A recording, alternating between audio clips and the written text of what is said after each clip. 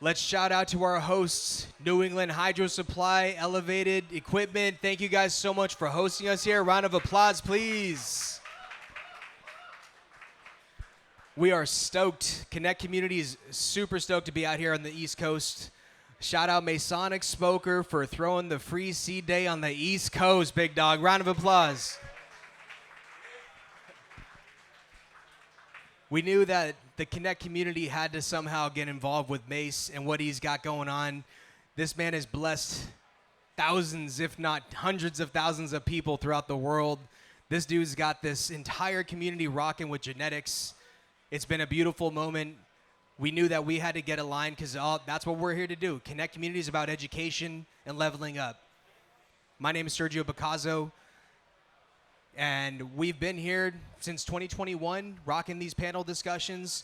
Ultimately, we're operators. We're cultivators from Sacramento, California, and what we've done is shared our failures.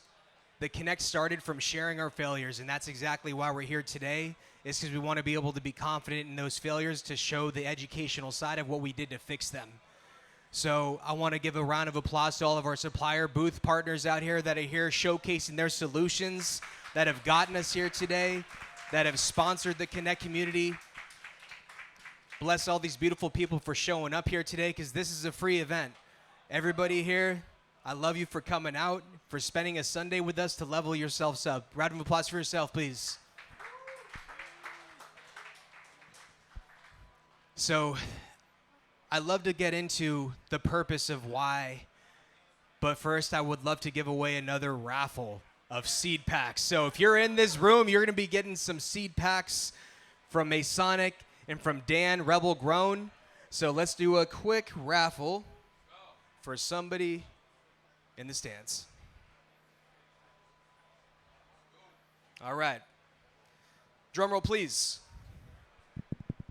Thank you. Michael Peralt. Michael Peralt, where you at? There we are, my man.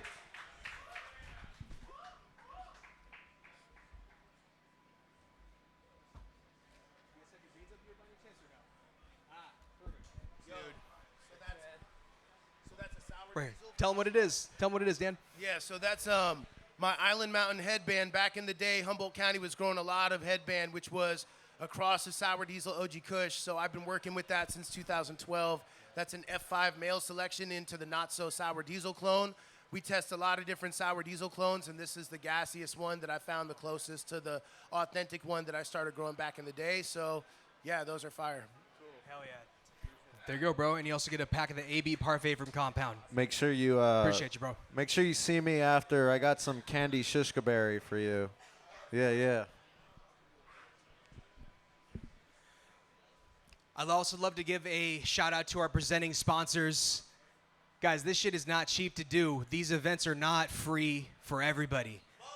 We love to give representation to people that fuck with the community. You guys are here because we see people that see what we're doing. We're trying to level up. We're trying to educate the community so we can have a better genetic expression of our plants and grow cleaner cannabis. Shout out to Mother Earth, Gavita, General Hydroponics, Botanicare. Love you guys. Thank you so much.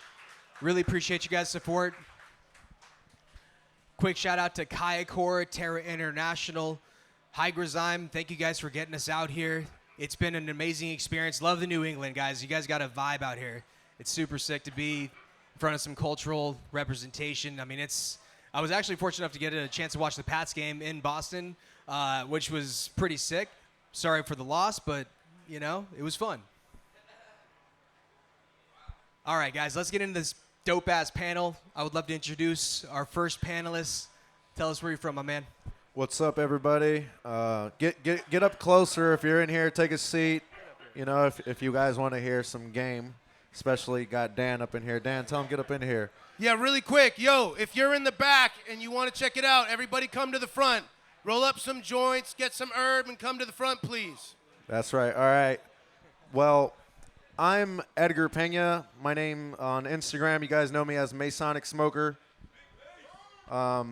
We're all here together, collaborative effort with Connect Community. Shout out New England Hydro. Shout out Elevated Equipment.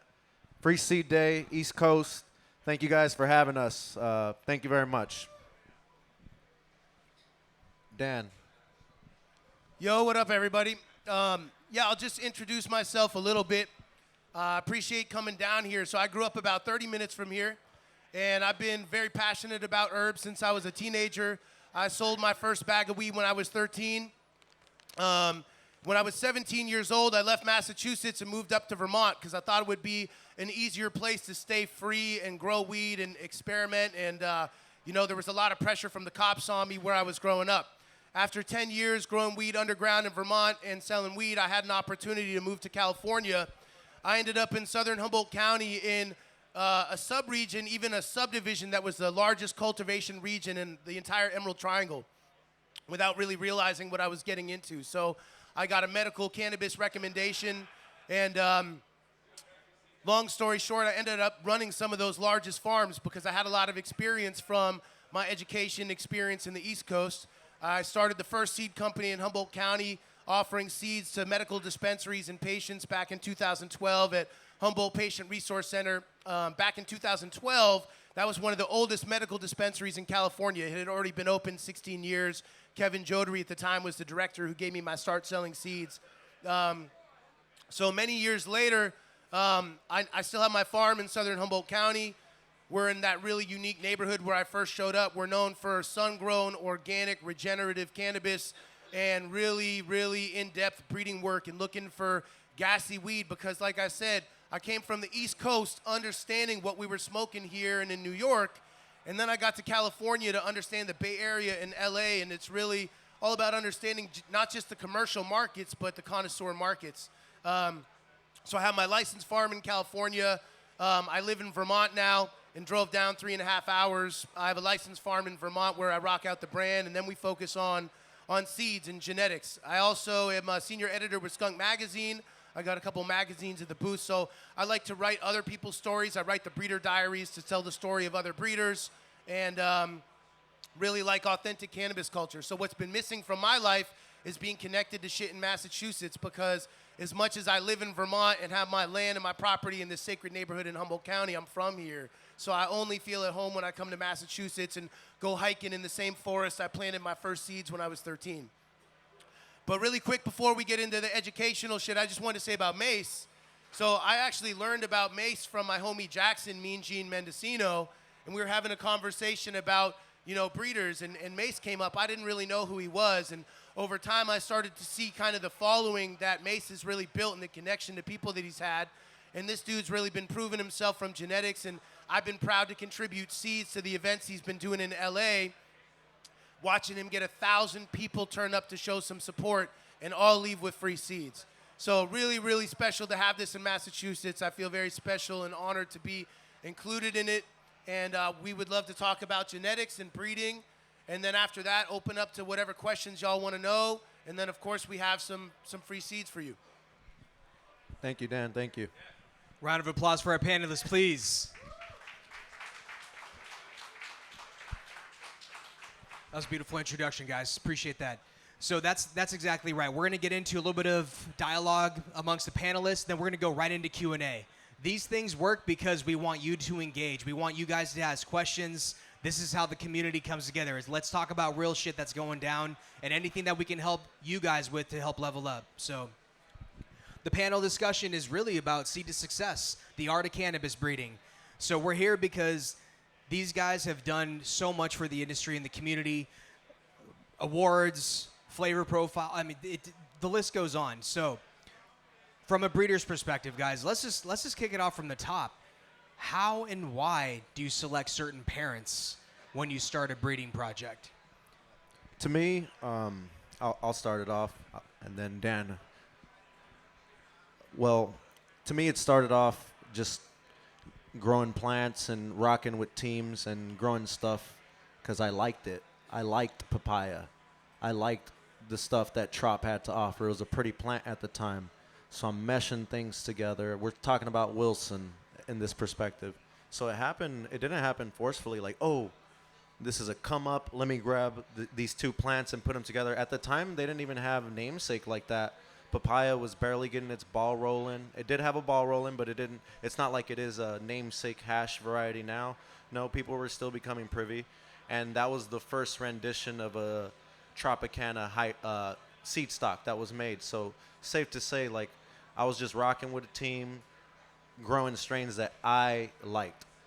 And that's how those parents got selected, just naturally. It wasn't like how I might see someone today see a clone-only variety that's making a lot of noise, and then they're like, hey, I see a lot of money in these seeds that people are selling.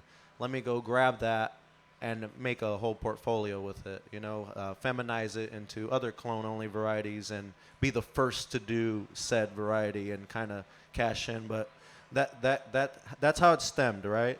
And you got to keep in mind, when I first started growing, I'm still learning. I'm always a student. So I just know what I know. And that was 2016 when I made that. Now we're 8 years later. I know more things. I'm able to pinpoint more smells and have bars to allude to. So when I'm making my mixes, my strains, I know what I'm getting into. It's not just like, oh, maybe. No, it's like I generally kind of know what I'm working with. So I know what the dish I'm cooking, as opposed to just me just doing shit, which I still just do shit. Like if you're just like, if Dan gives me some shit, yeah, he can explain it to me. In a perfect world, most people have that variety that they could physically show you. But all in all, you got to get a VIP front row seat and pop them and see what's good. And that's how kind of my parents get chosen, is just like, the more you know, right? The more you know about that name, let alone variety, will convince me to make something. And that's also subjective and emotional. And it can also be like what everyone agrees on too. But it could be not. It could be something totally left field that I'm going to spotlight and then make into put into the network per se. But that's how I see the parents being chosen.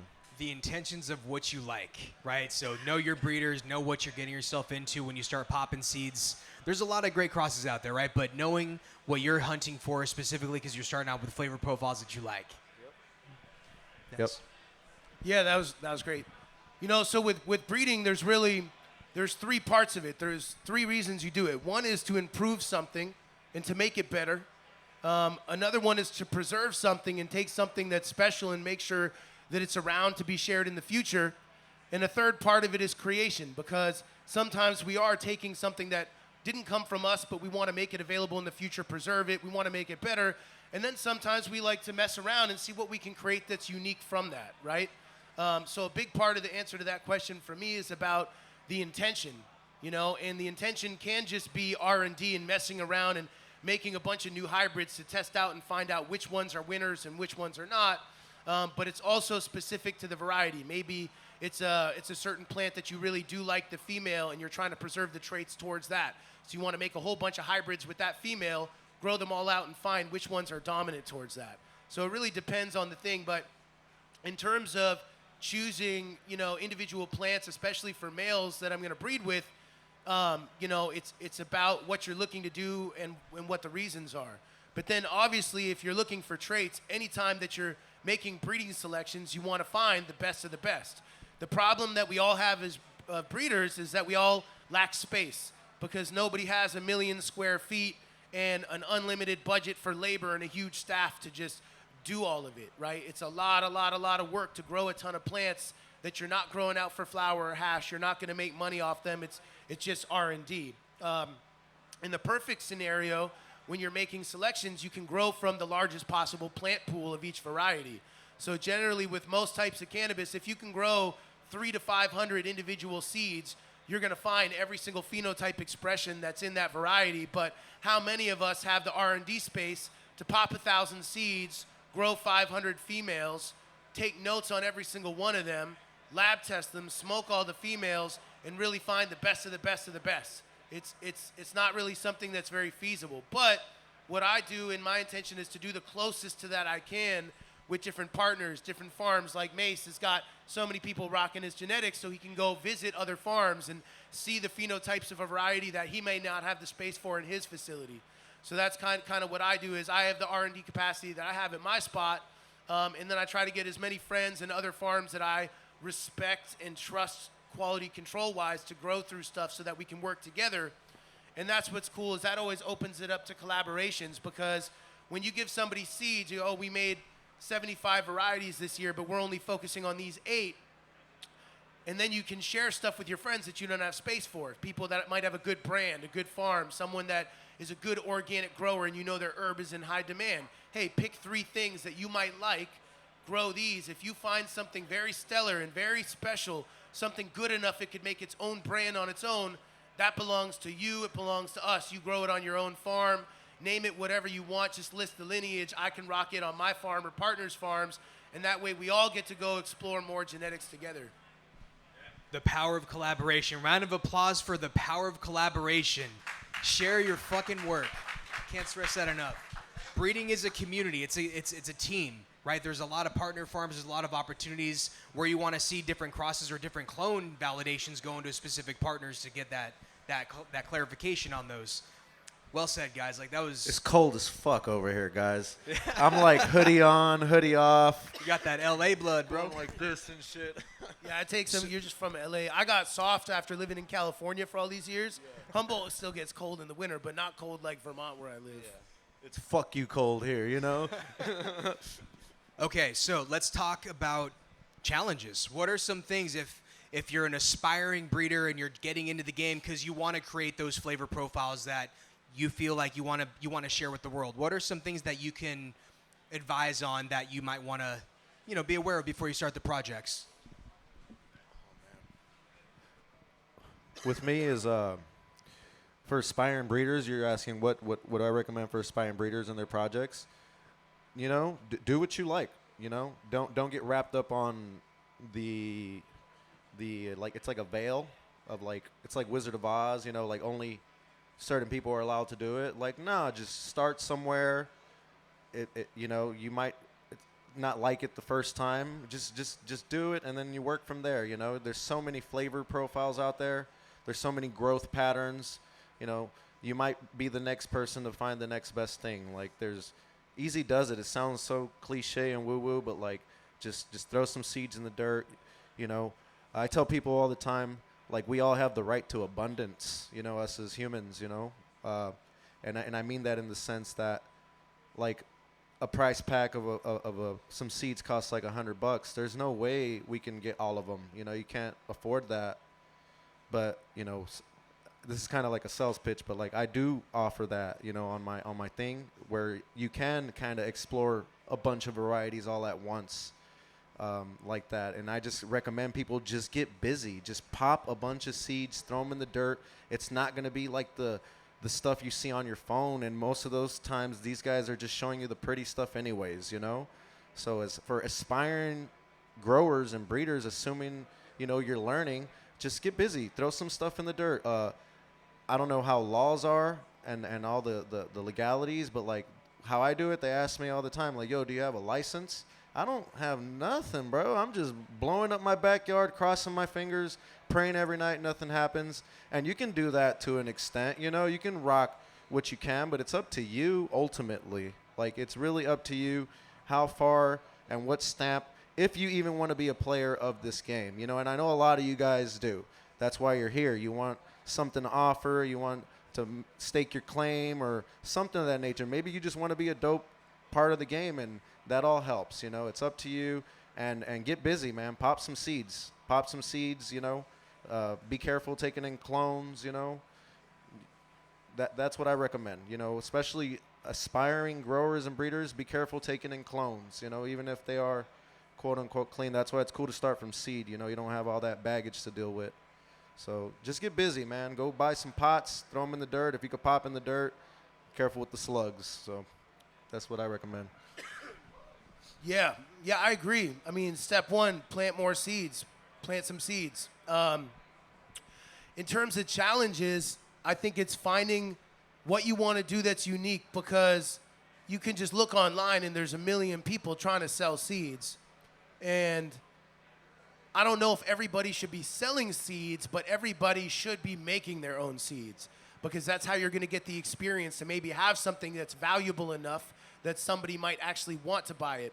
So I would say think about, how you're going to get value in the genetics that you have, what's going to be unique about it, what's your starting stock going to be, right?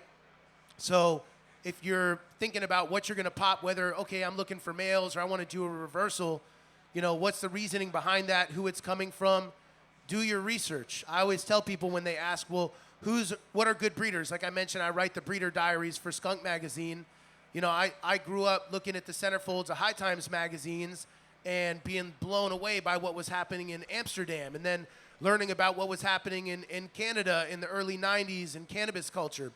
And so what I tell people is nowadays, if you want to sell seeds and have genetics, you need to be available. You need to understand customer service, and you need to be ahead. You need to be a consumer. So I tell someone, before you buy seeds from somebody, hit them up. Ask them questions. Ask them questions with detail. If they can respond and they can answer the questions with any detail, like they know it like the back of their hand, then they know what they're talking about. If they pause, you know, most people are just full of shit and they're making it up. They haven't grown out their plant populations. They have not had friends test it. They don't know the parents well enough to know what type of traits they even have or are going to pass on. So before spending your money and investing your hard-earned money on other people's seeds for your project, ask questions. Ask a lot of questions. I spend a lot of my time still, you know, running to farms and a brand and all this shit. A lot of my time is customer service, answering emails and Instagram messages, because if somebody wants to know about my genetics, I'm going to tell them about it. I'm going to do whatever it takes to get them to say, okay, this guy knows his shit. I'm going to go buy those. So when starting your projects and whatever you're going to use for a starting point, do the research. Know what it is. So years later, when you go check out these seeds that I got, you can say, I did this and I did this. And this is the plant characteristics that I found in the F1s, and I chose these males in this year for this reason. And then when those males got crossed into these things, I noticed this, that, and the other. And people are going to recognize this dude knows his shit, opposed to the other 90% of the people selling seeds who don't. Round of applause for that right there. That was exactly. Know your breeders. If your breeders are not willing to engage with you to ask those questions, you might want to look a little bit else. I want to open it up to questions in the audience. There's no dumb question here, guys. What do you got? My man, if you can come up here, over here, please. Name and where you're from. Hi, my name is Christian Montanez. I'm from Puerto Rico. Where did runts come from? Runts, the strain. I have no idea where runs came from, my friend. I don't have that answer for you. Okay, so let's get into breeding questions. Okay, so question was, what substrate do we use? Do you have a preference of media, soil? What are you guys rocking? Right now, I have been using Vital Garden Supply for my dirt, but it's just dirt. Like, I use dirt. I use Pro Mix. I use King's Mix. You know, I use Roots Organics. You know, I like growing straight into the native dirt that we have. You know, it's probably tract land, but I have chickens, and I've been growing there for like 10 years, so it's kind of just like, you know, it's kind of turned into its own little ecosystem. So that's what I grow in. I like to grow in dirt, soil. That's my favorite way of growing. Yeah, I also grow in organic living soils. I also use a lot of Vital products. So Vital Earth was one of the first companies in Northern California to really focus on sustainable products. They have really high quality worm castings and compost that I've been using since 2011, 2012. In California, we've been building our soils. I actually used to have a soil company back in the day, and it was all about using a diversity of organic amendments to balance the ion exchange in your soil so that you don't need to be feeding a bunch of bottled nutrients during veg, and can just use compost teas and foliar sprays. So we still re-amend the soils in California every year using 17 different organic, amendments. In Vermont, we row crop. I had a hemp license starting in 2018, and so we were testing out the natural microbiome and all the microbiology in the soil, still amending and very lightly tilling it in. So we build an organic living soil, and each year we do soil analysis. We test everything from the density to every single element and mineral that's in it, and then we do amend it with, as locally possible organically sourced materials. For the Vital, though, what I really met, Vital's in California, so there's expensive shipping costs. They do have a few products that I really like that are worth me importing to the East Coast. You guys should rock this in these stores and get linked up with Brian. Brian's also a guy that's known for spreading OG Kush back in the day and was, spreading genetics. But anyway, they have a product called Baseline, which is a broken down composted peat. They have a liquid and a dry Baseline, which is awesome. You should use it as a top dress. You probably already use it. They brought over like some heady compost one time that a local university had worked on, and they only made so much, and they brought some to Compton, so I have that heady compost in all that biome, Yeah, they have a product called Baseline, which I really like. And then looking for organic sources of calcium can be a challenge. They have a nice liquid calcium that I use. My whole thing is about diversity, so I don't only use their liquid calcium. We have 3 or 4 different organic sources of calcium. We mix them all together because it's kind of like when you grow weed, if you use the same thing, your weed tastes the same. If you use House and Garden, I can tell your weed tastes like House and Garden. If you use Botanicare, I can tell your weed tastes like Botanicare. Same with Advanced Nutrients, Fox Farm. It doesn't matter what it is. But what if you use 3 different things and you blend them together and you're always finding multiple different sources of every element that goes into your plants? It's going to give your plants a more diverse flavor. It's going to give you better terpene production. But yeah. I like that. The diversity and creating that unique profile, right? That terpene expression, hitting that 102 trace mineral oil count from all sorts of different that kind of brands. reminds me of like the old school recipes that people would talk about back in the day. It's like you're just mixing shit together, I never thought about mixing 3 different calciums together or some shit like that, Yeah, well, they all come from something different, right? It's like use one or the other, Yeah, people talk about the terroir and all that shit, but what it really means, it's the taste of. Yep. So the taste of this place, the taste of this soil. Well, that's exclusive. We want to be inclusive and add more diversity to it to have more tastes, more flavors, all kind of combined. Yeah, I notice I could taste people that grow with the calcium that they use for Nectar of the Gods. Like I could taste that weed. I could smell that weed in the bag. So it's just different type of grown weed. I could totally see that. We got a question over here. Question was, you can smell the nutrients in the weed? I can smell that the weed was grown with that calcium from Nectar of the Gods. Not that I could smell the calcium in the weed. It just gives off a certain aroma and a taste when they grow it with said nutrient. It's more about the flavor. Like, picture somebody cooks you eggs for breakfast. One person uses butter. One person uses coconut oil. One person uses olive oil. You can tell the difference between those same things. When you have a lot of experience building your palate, knowing a lot of growers and seeing a different thing, you can be like, oh, well, this dude always uses House and Garden. All these different varieties he have, even though they have different flavor profiles, there's something similar about all of them because he uses only this main line of bottled nutrients versus that one. Great question. We got a question back here. If you can come up, please. And that's also a reason people use nutrients of a certain kind. It's because it always gives off that certain taste. So, like, House and Garden's been around forever, like a long time. And I notice every time I taste, like, some House and Garden, it's decent, It's always cool, It's just, Name and where you're from, sir. Hey, my name is Robin. I'm out here from Florida. And I was just curious, what do you use for the calcium? I gotta use a little mix of like eggshells sometime, some of that little Chile calcium, but I always want to know what you use for calcium. Sure, yeah. I mean, eggshells are a great source, broken down over time. So we use commercial USDA certified, OMRI listed, organic kind of powdered calcium. We use calcium bicarbonate. I use the Vital stuff. There's this one other, what is it? There's another brand, I forget the name of it, that we use and kind of incorporate. What's up? Slow nickel, the little chelated calcium stuff? Nope. No. Just got some, but all right. I use, you can use CalMag, you can use CalMag. But I use that on my last indoor run just because I'm growing indoor and it's real simple to use. Or you can make like some water-soluble calcium. You could like break down eggshells or get oyster shells and hit it with bran apple cider vinegar, and that's kind of like a natural ferment, a way of doing it.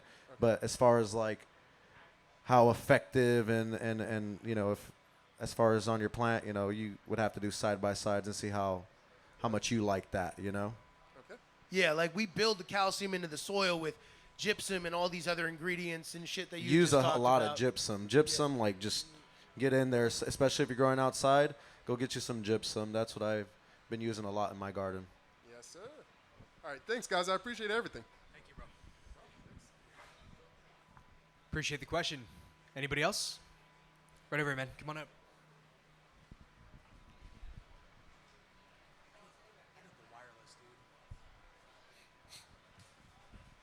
Name and where you're from. John, I'm from Maine. Quick question, I guess kind of more centered. Out of the whole ecosystem you've built so far at the setup, what is like one of the most beneficial setups maybe you included, or animal or tent or spacing maybe that, you know, Beds. beds? You know, just kind of have the beds built, and it's kind of plug and play. I kind of have there's different methods and different systems for different goals, right? Like my hash is grown differently from the seeds that I just kind of throw down, you know, just to kind of see how they grow. So different methods for everything, you know. The greenhouse, always on 24 hours if you want to put it 18/6, whatever. But I just have literally 2 greenhouses built with 24-hour lights. But then you got to keep in mind, I live in a different place that you do. Right. So, you know, these are the things that I built that just make my life so much easier. I get to just constantly throw in clones into the beds, dep them. The clone library, it's very low investment because it's like literally like the most remedial light. Even a shop light will keep these plants in veg. And it's kind of just like keeping your library, you know? And those are some things that work for me. Having the beds, having the greenhouses built, and that's helping my ecosystem. I have chickens, but they're just there for ornamental, you know? I guess they might keep slugs away or something, you know? Right. It just all kind of turned into its own little thing. Nice. Yep. Cool. Yeah, I would say the 2 most important things that I would recommend, especially for Maine, microbes, right? Using a diverse species of microbes is going to keep all the microbiology in your soil balanced. It's going to protect your plant's root zone. It's going to make them stronger against a lot of the pest pressure that's naturally in the environment where you live. Are you talking about outdoor, I would imagine? Oh, just everything. I didn't know if there was like Everything indoor and outdoor. I didn't know if there was like a surprising like beds, like spacing and setup sounds like your most like. So that depends on your setup and what you're trying to do. Right. But the 2 most valuable things that I would recommend that are probably the most important things in my cultivation that I think makes us successful and have quality is a diversity of different species of microbes and microbiology. And 2 is genetic selection. Because, you know, for instance, I have a farm in California, a farm in Vermont. In California, we can make anything look good. But still, most stuff doesn't have a great bud-to-leaf ratio. Most stuff needs more maintenance and more labor to leaf the plants, or else you have the top 8 inches is ripe, and then everything down here is all schwibby stuff. So finding genetic selections that allow the sun to penetrate, that have a full flower, not one that's so fat that it's going to mold, but have the nice internodal spacing. So genetic selection for your unique setup, for your environment, for your indoor, finding something that's going to actually work for cultivation and have quality. And then number 2, a diversity of microbes to maintain the plant's health, the microbiome, and get the highest quality you can. How would you go about diversifying your bonds on the microbes in the dirt, Big Doug?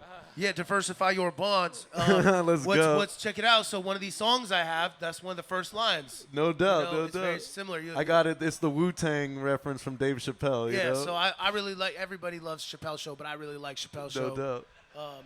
Well, how would you approach diversifying your microbes? Yeah, so what we've done, I have a lot of experience using a lot of different microbes. And so at this point in California, we have this mad scientist, chemist, botanist guy that grows his own microbes. He has different local indigenous species and then other species.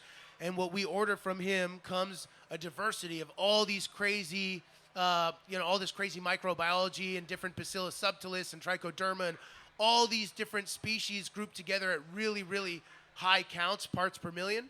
My partners that run the farm in Humboldt, we win awards almost every year. They think that those microbes are the number one reason why, when everyone else was having pest pressure with root aphids, russet mites, and all that shit, and quality, we have the high terpenes, high cannabinoids. We believe it's the microbes on the East Coast.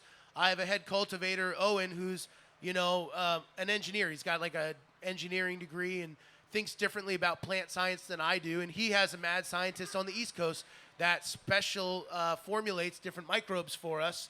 And when we show it to the Vermont CCB and to the regulators, because you have to have approved products, their minds are blown by the diversity of all these different species. We hook up other farms that are dealing with pest pressure and leaf spotting and shit like that. Basically, it's not my area of expertise. I'm not a plant scientist, but I'm smart enough to find the best plant scientists who know more about that than I do and make sure to source the highest quality shit that I can get from them. No doubt, no doubt. Is that kind of like the IMO, KNF stuff? So Like the IMO just basically means indigenous microorganism. And yeah. so, yes, we do collect shit from the forest in Humboldt, and we collect, the white mycorrhiza and shit that are not mycelium that we find in Vermont, and we kind of incorporate that into our soil. And then, of course, everywhere has your native microbiome and the species that are living under the grass in this soil. So all that's incorporated, but we bring in these other microbes that other people are producing. Dope. The question and the kind of debate in the regen community is, when you're bringing in all these diverse species of microbes, are they out-competing your localized species, and which ones are going to be more effective? That I don't have the answers to. Yeah. I actually talked to a PhD study. His name is White Coat Services, LLC, on Instagram. He's a dope dude. And he, KNF kind of is concentrated on that side of the world in Hawaii. With Master Cho, he went and did a lot of the original classes over there. And I did like a conversation with him, which was kind of like a roadblock for me, but they did like a huge study. You know how we go, they did make IMO 1, 2, 3, 4 is like the final form. And basically like down to a microscopic level, he's seen that just regular top dress mulch is like the same. It's kind of like, but he's like a study, he's a doctor. He's like, oh, it's the same thing. And I was just like, okay, Yeah, with Korean natural farming techniques, like I'm a beginner. You know, we like to incorporate diversity. So, we my boy in Vermont, he makes this Japanese ferment, and we do little bits and odds and ends, but it's not my area of expertise. Yeah. But it's really cool hearing people who have spent their lives studying it. My and thing is seeing have their an open findings. mind, all the way through. Even with like, what's the best is like, you have dope weed, right? Grow how he grows. Point blank period. Like replicate dudes that are growing dope shit. Like just learn from dope motherfuckers. Like if they have dope weed, be like, yo, what are you doing? Boom, boom, boom, boom. Okay, and then kind of work from there. That's what I seen as a good bar. Totally. Everyone's trying to rework the wheel when people already grow fire. I see that a lot. That's a great point. I mean, I always tell everybody in my trim scenes, when I have a new trimmer, I say, don't worry if you're inexperienced. Find the best trimmer in the room and stand over their shoulder and watch what they're doing for 15 minutes, because they're doing it right. Same with cultivators. Whenever there's a lot of growers and there's not a lot of good special weed, because what I'm always looking for is the weed that you never forget. That's one of the taglines I use for the brand, is trying to create memorable experiences every time you smoke it, because we all remember the one time when you were younger, you got this thing, or that one dude that had this, and it was so good that it stuck in your memory. So how do you create something that special and memorable every time? And what you do is, whenever you see someone doing it right, ask them questions and try to find out what they're doing, and does it make sense to incorporate some of that into what you're doing? Yeah, like my favorite weed, I know the dude that grows it, and I for sure picked his brain, and I'm just like, I'm going to just keep doing what I do for now. Everyone's good at what they do, So I'm good at growing the weed the way I grow it. I make some pretty good hash, pretty great hash. But he's doing like a indoor compost tea. I don't have time for that shit right now, But you hit it on the head. It's about being open-minded and taking bits and pieces and putting into what you want to do and in your process. Yep, straight up. You know, Straight up. and that's a big piece around, like, just going back to genetic selections, right? You're doing a lot for what your farm needs, right? Whatever you're trying to select for should work within your farm and knowing your limitations of your farm, right? If you see somebody else that's got something that's rocking in their farm, it might not work in yours. So find the things, hunt for things that are working in your specific area, and I think that's a big part of it, especially from an indoor perspective. Can't be growing a bunch of shit that you may not be able to control. Everybody's environment's different. So we start talking about like a synganic approach in indoor cultivation. I love hearing about the KNF and the organic living soil beds.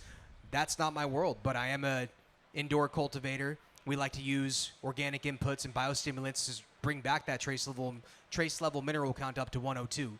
So what are we doing? Well, we're feeding that shit through the drippers now, and we're not clogging lines because we have weekly SOPs to make sure we're descaling with something like High Clean that doesn't kill off our microbes, but we're still able to deliver it through at a commercial level. But ultimately, it's about just getting those terps back up. We're trying to deliver the terps back. I have a great. I've had great smoke every which way. You know, it's just having to know how to use those tools. You know, grow it, execute it properly. Not all KNF tastes good. Not all organic tastes good. Not all synthganic, salt grown tastes good. You just have to grow it good, let alone great. Yeah, you know, I have controversial opinions on all this stuff.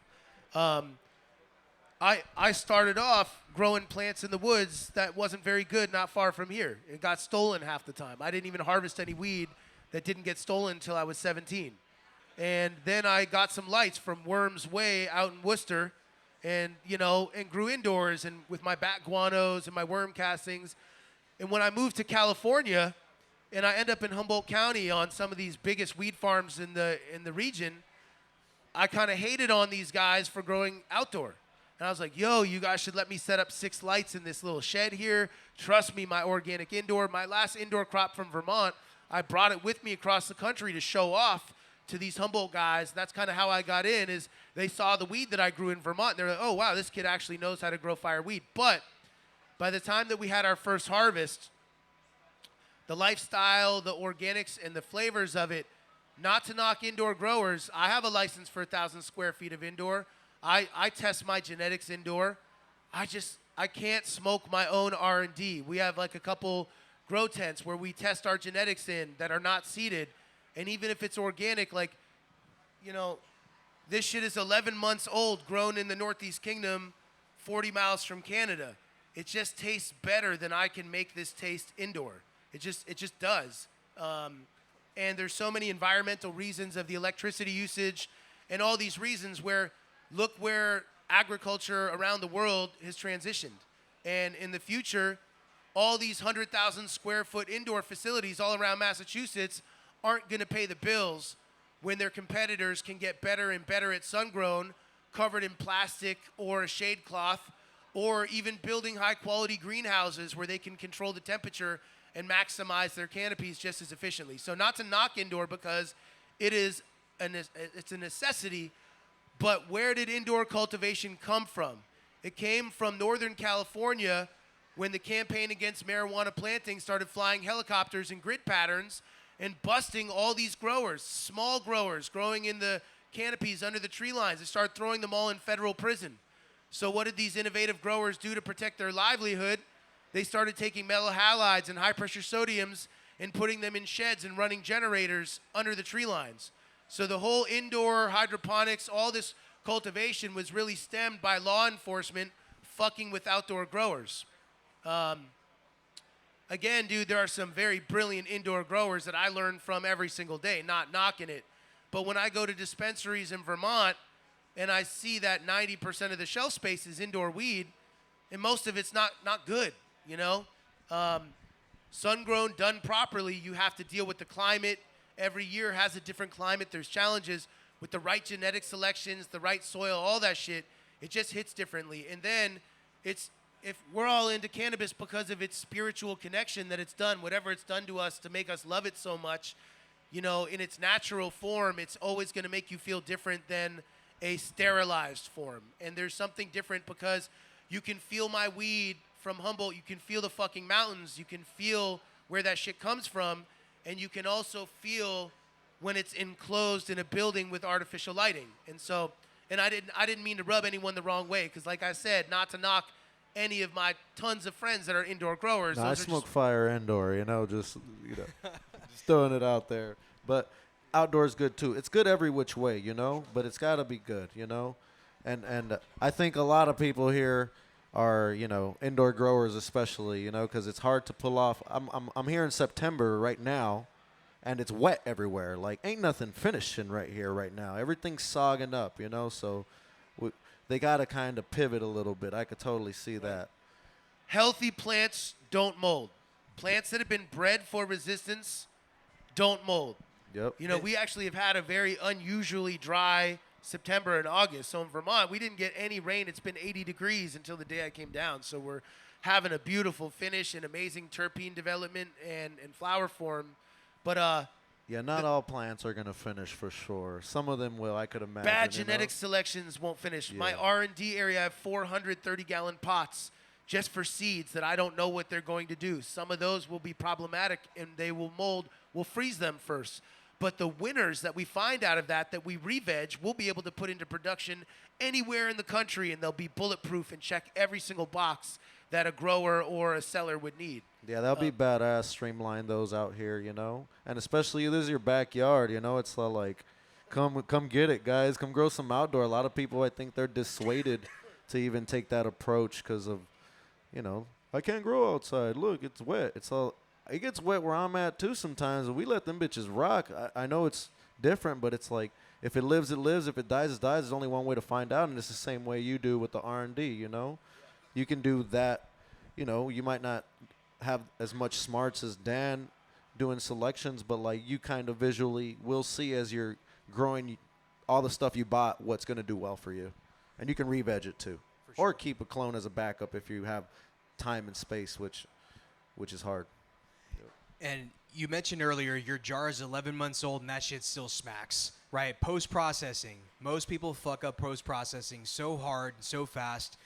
And that's a big part of growing healthy plants too, right? That organic input, it helps the stability and the shelf life of that flower for months to come.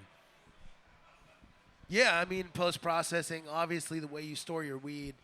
I'm always learning on that. When I was younger, it's just about keeping it dry. And, as an amateur, I would just have a closet to dry my weed.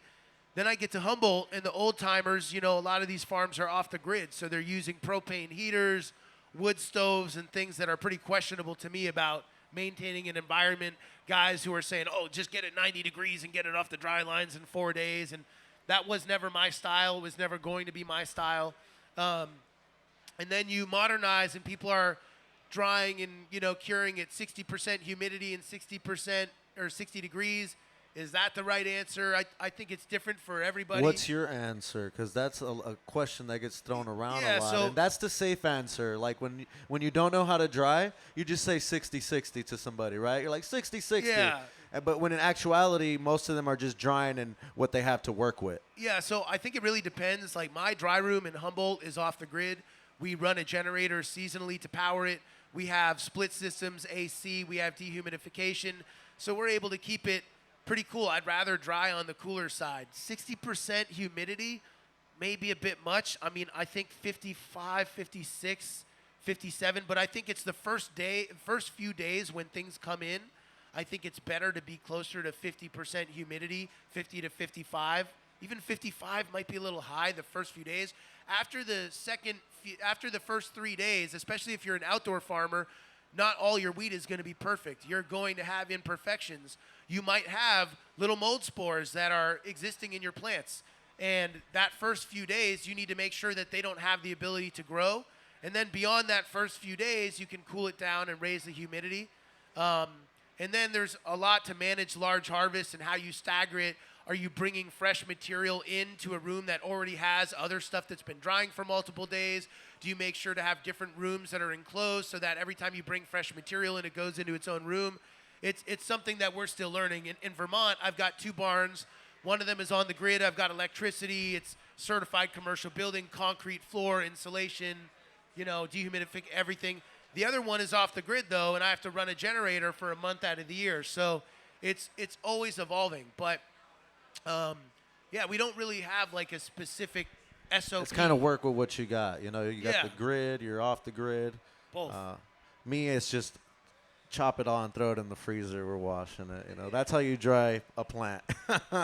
You smoke it into hash. That's how you dry a plant. Yeah, I mean, drying and curing is the hardest thing, dude. It's like, even still today, some of the best weed that we grow in Humboldt, by the time it makes it to market, I'm hating on it because I know what could have been had we perfectly nailed the dry and the cure.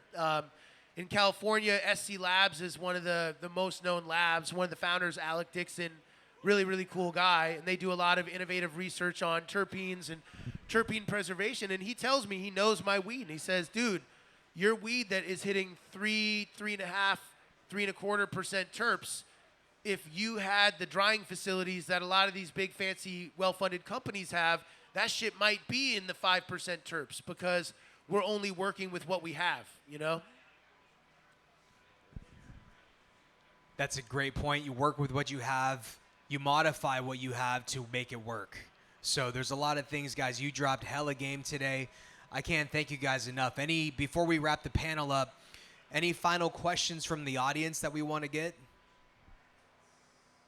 Yo, I got a big bag of seeds. If you didn't grab any, make sure you see me because Come on up to the I front, got my a man. whole lot. Make sure you see me before you leave. Yeah, I also brought free seeds for people. And also, I got some new music that I just put out. I'm a fucking hip-hop artist, a rapper, and I never dropped anything, but I gave this dude one of my joints to play. It's an unreleased song produced by Nasty. I'll tell you who Nasty is. He grew up in Massachusetts in the Boston area, and in the 90s, he was an engineer for Loud Records. He mixed Quiet Storm by Mobb Deep. He's got records with Big Pun, T.I., Joey Badass, and he just did, I know we're in Massachusetts, Terminology. Any Terminology fans? Yeah, I heard of Terminology and Static Terminology, Select. he just dropped his 50th album, which went #1 on iTunes. Nasty produced the entire album. So this song, if you got it, is produced by Nasty. I recorded my own vocals, and an unreleased joint from me. If it is the same Terminology. You got a question? Question up here. Name and where you're from. I'm Sammy from Brooklyn, New York, and I didn't hear any of y'all say y'all favorite strain at all. Oh. Like, I ain't hear that. Like, me, I'm All a right. Piff and Sour head, so. Off top. So don't hate me for this, but I like Skittles, all right? I like Z. I like OZK. I like Rainbow Belts. Generally speaking, I like candy, gas, sour, fuel, funk. What I don't like, I stray away from like Trainwreck, Jack, shit like that. I'm not a big floral guy. Piff is an acquired taste. It's still growing on me. You know what I'm saying? But I accept everything and I love everything. I treat my genetic seed bank or my offerings like a record store. I don't disregard anything. I like what I like, but if you listen to salsa, we got salsa for you. The salsa music section's over there, and I always have it in stock. That's kind of how I approach the plant. I love everything, but I like what I like. Yeah, and I like real gassy weed. So I first got introduced to sour diesel in 2002. I inherited a grow house. At the time, not that many people had sour back in 2002. It was going for $7,000 a pound. And so I like OG Kushes, Chem Dogs, and sour diesels, but blended together from fresh seed stock. That goes back because a lot of people, when they say this is gassy weed, it's really watered down the phenotypes that I've been breeding out because I know that they're not the ones that people won't get. Here, grind this up under your nose. So this is 11-month-old sun-grown from northern Vermont, 30 miles from the Canadian. Smash that up. Smash it up. That's gas. So that's double OG Chem, and that's a phenotype that was a seed plant in 2018 that has won a lot of awards and came from the lineage of another seed that I planted in 2010. But I smoke that, it makes you awkwardly too high. Yeah, OG, Gassy as sour, fuck, all that stuff. That's the bar, like for me when I was like growing up, smoking weed is like, that's all you wanted. If you're gonna go spend your hard-earned $50, it was on OG.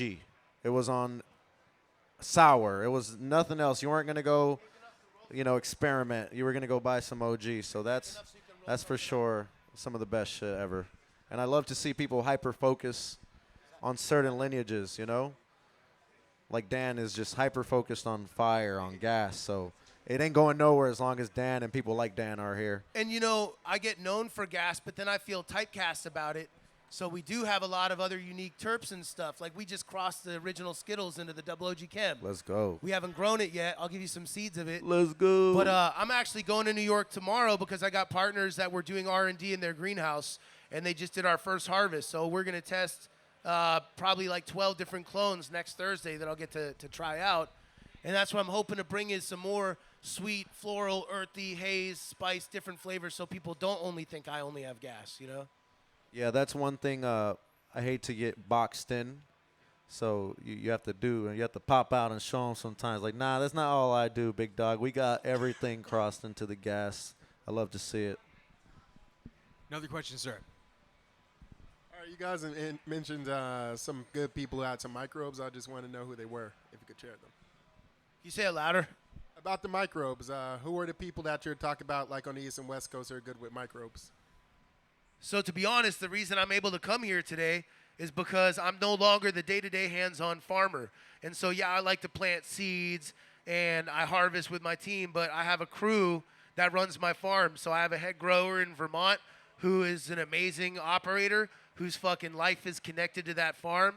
That scientist dude I mentioned is his source. If you want to find my info and reach out on social media or email me, I'll track it down for you. Same with the West Coast thing. It's like I have a friend who is a dual degree in chemistry and botany who formulated a lot of general hydroponic stuff. He used to work for them. And, his friend is the scientist in the West Coast. I don't know the guy personally. He doesn't even, I forget the name of the company, but it's just one individual. But find me and I'll track that shit down for you. Fire. Look up indigenous microorganisms too, Just look up IMO and just go down the rabbit hole, G. You never know where you end up. We appreciate the questions from the audience. Thank you, guys. And that's going to... Go ahead, bud. No. I would like to get a round of applause for our panelists, Edgar and Dan, please. Appreciate you guys coming up on here, guys. Thank you. Thank you guys for having us, man. Seed to Success panel. We'll Thank see you you, back thank here you. at 2 o'clock.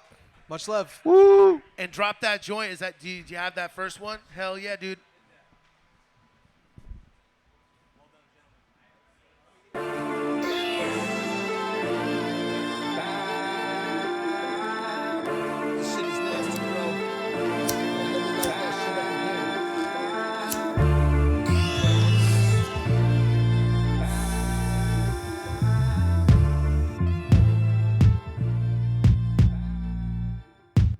Go. Spaced out, got a ton of issues. They catch you back and looking for reasons to come and get you.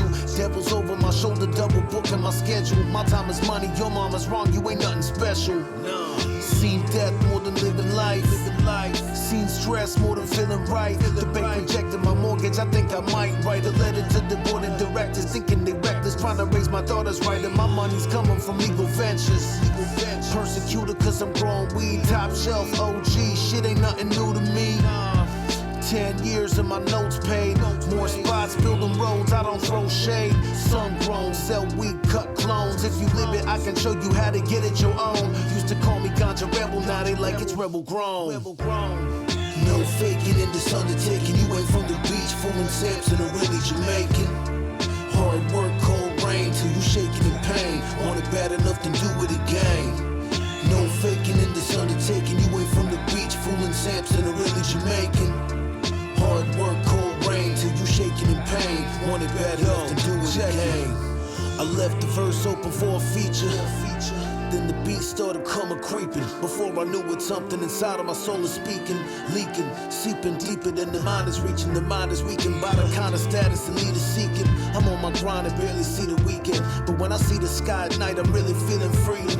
Then I'm off the beacon.